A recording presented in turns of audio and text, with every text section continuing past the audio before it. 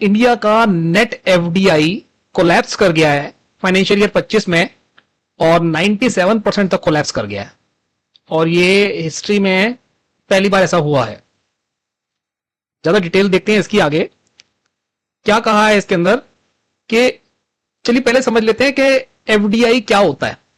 ठीक है, अब एफडीआई का मतलब ये होता है कि जी ये जो फॉरेन डायरेक्ट इन्वेस्टमेंट है ये लॉन्ग टर्म इन्वेस्टमेंट होती है फॉरेन एंटिटी के साइड से फिजिकल एसेट्स के अंदर और एक कंट्रोलिंग स्टेक ले लेते हैं किसी कंपनी का। अच्छा, ये एफआईआई फॉरेन इंस्टीट्यूशनल इन्वेस्टर से कैसे अलग होती है? ये फॉरेन इंस्टीट्यूशनल इन्वेस्टर जो हैं आपके, ये फॉरेन इंस्टीट्यूशनल इन्वेस्टर क्या है? ये लगाते हैं फाइनेंशियल मार्केट में पैसा लगाते हैं, स्टॉक में लगाते हैं, बॉन्ड में पैसा लगाते हैं। तो ऑफकोर्स एफडीआई ज्यादा अच्छा होता है किसी भी कंट्री के लिए क्योंकि ये फिजिकल एसेट के अंदर इन्वेस्ट करते हैं, कंट्रोलिंग इंटरेस्ट लेते हैं किसी भी कंपनी का और ये इकोनॉमी को चक्का चलता है। ये तो सिर्फ आए शॉर्ट रन में आए, पैसा कमाए, चले गए, शेयर बॉन्ड परचेज करा। लेकिन सच में एफडीआई जो पैसा लगाती है फॉरेन डायरेक्ट इन्वेस्टमेंट, ये पैसा किसी भी कंट्री में रहता है तो ये ग्रोथ का पार्ट बनता है। Tangible investment in the productive assets, तो ये टेंजिबल इन्वेस्टमेंट होती है, जैसे लैंड में पैसा लगाते हैं, ये मशीनरी में पैसा लगाते हैं, इंफ्रास्ट्रक्चर में पैसा लगाते हैं, कंट्रोलिंग स्टेक लेते हैं किसी भी कंपनी का। लेकिन ये एफआईआई शेयर में पैसा लगाते हैं, डिबेंचर में लगाते हैं, बॉन्ड में पैसा लगाते हैं। तो ये तो भैया इनका तो है शॉर्ट रन में आओ, पोर्टफोलियो बनाओ, पैसा कमाओ, खाओ पियो किसको। लेकिन ये एक लॉन्ग बैट लेके चलते हैं, कंट्री के अंदर इन्वेस्ट करते हैं। एफडीआई मैनेजमेंट कंट्रोल लेने का कोशिश करते हैं, इनको कोई मतलब नहीं है, इन्हें तो बस आने हैं, शेयर परचेज बाय सेल करनी है, पैसा करना है, स्पेकुलेशन करनी है। टाइम होरिजन तो पता ही है इसका लॉन्ग है, इसका बहुत शॉर्ट है। ये अपने साथ लॉन्ग टर्म कमिटमेंट लेके आते हैं और टेक्नोलॉजी ट्रांसफर करते हैं, जिससे जॉब क्रिएशन होती है, जबकि इसमें ऐसा कुछ खास है नहीं। ऑल्दो शेयर मार्केट में भी जॉब क्रिएट होती है लेकिन इतना कोई खास है नहीं। एंट्री और रेगुलेशन, देखिए इसको तो सेबी रेगुलेट करती है और बहुत इजी एंट्री है, इजी एग्जिट है, शेयर खरीदे बेचे खत्म कहानी। लेकिन अगर एफडीआई के लिए तो कॉम्प्लेक्स बना रखा है, रेगुलेशन स्ट्रॉन्ग कर रखे, गवर्नमेंट की अप्रूवल चाहिए, सेक्टर स्पेसिफिक रेस्ट्रिक्शन है। जैसे कि इस टाइम चल रहा है स्टारलिंक, स्टारलिंक की अब क्या चाहता है वो, एलन मस्क चाहते हैं कि भाई इन्वेस्ट तो वो एफडीआई होगा। ठीक है, जेपी मॉर्गन अगर इंडिया में आगे शेयर परचेस सेल करता है तो वो एफआईआई है। तो स्टारलिंक अपना सारा सेटअप बिठाएगा यहां पे। अमेजॉन हो गए, और भी एग्जांपल देखते हैं आगे। इकोनॉमी के ऊपर इंपैक्ट क्या है? ये कंट्रीब्यूट करता है इकोनॉमिक डेवलपमेंट, एफडीआई इंफ्रास्ट्रक्चर में डेवलपमेंट होता है, इंप्लॉयमेंट में डेवलपमेंट होता है। ये तो वॉलेटाइल होते हैं, हाई मार्केट के सेंटिमेंट के हिसाब से डाउन हो गई तो ले लिया, पैसा बना लिया तो चले गए। जैसे कि बात करते हैं टोयोटा, उसने बिल्ड करा मैन्युफैक्चरिंग प्लांट। एक ऐसे ही एप्पल के फोन बन रहे हैं तो एक कंपनी जो है उस कंपनी ने इंडिया के अंदर काफी सारा पैसा इन्वेस्ट करा है, वो है एफडीआई जो असेंबलिंग कर रहे हैं, चेन्नई वगैरह के अंदर है। अमेजॉन जैसे एक्वायर कर रहे हैं लॉजिस्टिक कंपनियां, तो ये है एफडीआई। एफआईआई क्या है? एफआईआई कुछ नहीं है, सेल परचेस करते हैं शेयर के अंदर। तो अब आपको समझ में आ गया होगा एफडीआई की इंपॉर्टेंस ज्यादा है एज कंपेयर टू एफआईआई। अब देखिए ये क्या हुआ कि 2025 में 97% तक हमारा FDI, net FDI, important word है नेट एफडीआई, नेट एफडीआई हमारा कोलैप्स करा है 97% तक। ऐसी कोई चिंता वाली बात नहीं है। जरा देखते हैं इसके अंदर क्या बताया है इसके अंदर। तो आरबीआई के रिसेंट डेटा से पता चला है कि net foreign direct investment fall हुई है ड्रास्टिकली, 97% फॉल हो गई है। पहले कितनी थी? 2024 में थी कितनी? 10 बिलियन, और अब नेट एफडीआई इन्वेस्टमेंट कितनी है? 353 मिलियन। तो 97% कोलैप्स हुआ है। ठीक है, आगे और देखते हैं इसके बारे में जरा। तो हमने ये भी समझ लिया एफडीआई और एफआईआई। तो एफडीआई की बात कर रहे हैं जो 97% कोलैप्स हुआ है, एफआईआई तो आते और जाते रहते हैं। इसको थोड़ा सा और डिटेल में समझते हैं। अच्छा, तो देखिए नेट एफडीआई कितना था 21 में? 44 बिलियन। 24 में कितना हो गया? 10 बिलियन। 25 में कितना हो गया? 353 मिलियन। मतलब यहां से यहां तक पहले कितना फ्लो आया था? 24 के अंदर बिलियन में आया था, 10 बिलियन, और अब कितना आया? मिलियन में आया। तो कितना नेट इनफ्लो कम हुआ है? 97% तक इनफ्लो कम हो गया। लेकिन अच्छा एक बात और समझ लेते हैं इसकी कि जी ये नेट एफडीआई निकालते कैसे हैं। देखो क्या होता है, किसी भी कंट्री के अंदर ग्रॉस इनफ्लो, मतलब जितना भी पैसा आ रहा है बाहर से, ये लोग पैसा इन्वेस्ट कर रहे हैं बाहर वाले कंट्री वाले, ठीक है, वो इनफ्लो माइनस कर दीजिए कि जो हमारी कंट्री है, हमारी कंट्री भी तो जैसे कि टाटा भी बाहर जाके पैसा इन्वेस्ट करती है, यूके में इन्वेस्ट करती है, यूएसए में इन्वेस्ट करती है, तो मान लीजिए हमारे पास 100 बाहर से आए और 50 हमने कहीं बाहर खड़े, तो 50 का नेट एफडीआई हो जाएगा। तो इसे कहते हैं नेट एफडीआई की बात कर रहे हैं। नेट एफडीआई 97% तक क्रैश हुआ है। अच्छा, इसमें एक बात और भी है, ये जब पैसा लगाता है कोई भी बाहर का एफडीआई पैसा आता है, तो ये पैसा ऐसा थोड़ा ना कि लगा दिया और लगा के पूरी जिंदगी के लिए छोड़ दिया।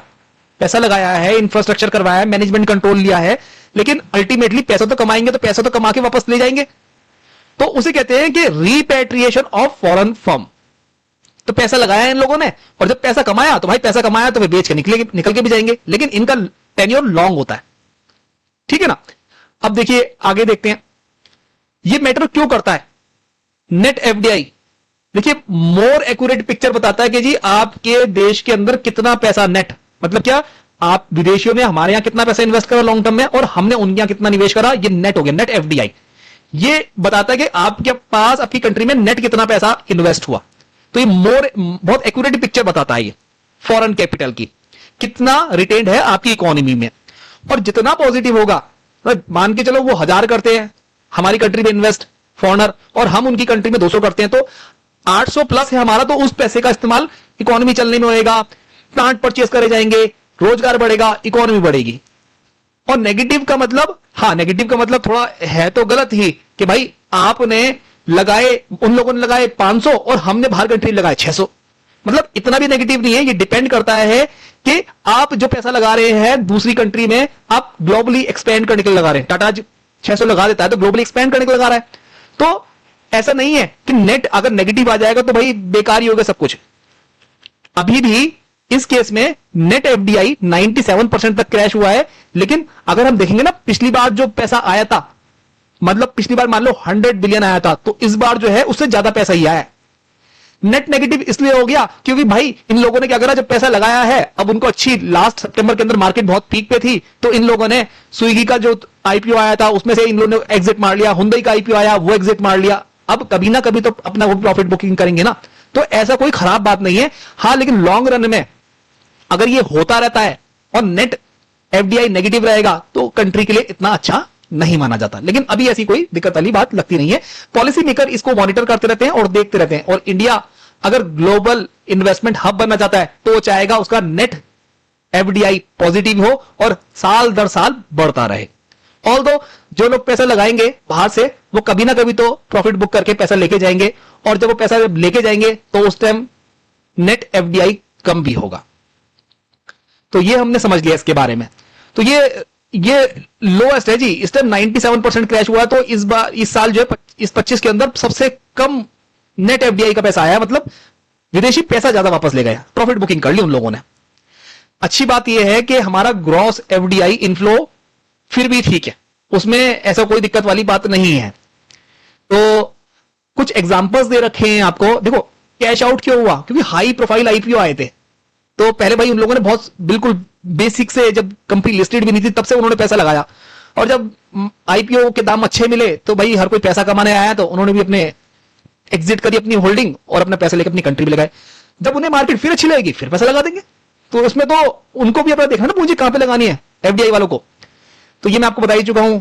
हुंडई मोटर का जो था उसने अपनी स्टेक रिड्यूस करी, स्विगी भी जो फॉरेन इन्वेस्टर थे उन लोगों ने भी अपना स्टेक रिड्यूस करा, सिंगटेल है उसने सोल्ड करा एयरटेल के अंदर होल्डिंग, ब्रिटिश अमेरिका टबैको ने यहां से भी इसने भी एग्जिट मारा।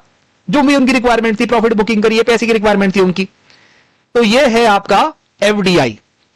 अच्छा एफडीआई अगर मैं कह के चलूं ना कि ग्रॉस एफडीआई हमारा, नेट की बात नहीं करा, ग्रॉस एफडीआई हमारा 13% से बढ़ा है, जबकि नेट एफडीआई 97% से गिरा है।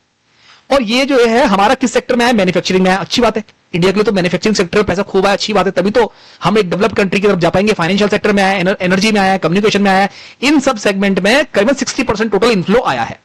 अच्छा एफडीआई नेगेटिव होना ऐसा नहीं है वीकनेस का कारण है, इसका मतलब है कि साइन ऑफ मार्केट मेच्योरिटी है। उन्होंने कहीं एक पेड़ लगाया, उन्होंने पैसे लगाए, आज उन्होंने 50 करोड़ लगाया, 50 करोड़ के 500 करोड़ हो गए, भाई कभी ना कभी तो पैसे ले जाएंगे। तो जिस साल में लगाए उस टाइम पे पॉजिटिव था, और जब निकाल के ले गए उस टाइम एफडीआई नेगेटिव हो गया, मतलब रिडक्शन हो गया, 97% क्रैश हो गया। और ये अच्छा है कि मतलब हमारी इंडिया इकोनॉमी जो बाहर के एफडीआई ने पैसा लगाया उसे पैसा बना के दिया है, इसी को देख के बाकी और एफडीआई भी आएंगे। तो ये लॉन्ग रन में अच्छा है। मान के उनके चलो उनके पैसे डूब जाते, तो उसे देख के कहते हैं यार इंडिया पैसा मत लगाओ। तो ये तो अच्छा है एक तरह से। तो बताइए दोस्तों, आप इसके बारे में कैसी लगी आपको वीडियो। मिलते किसी और वीडियो में। Thank you so much.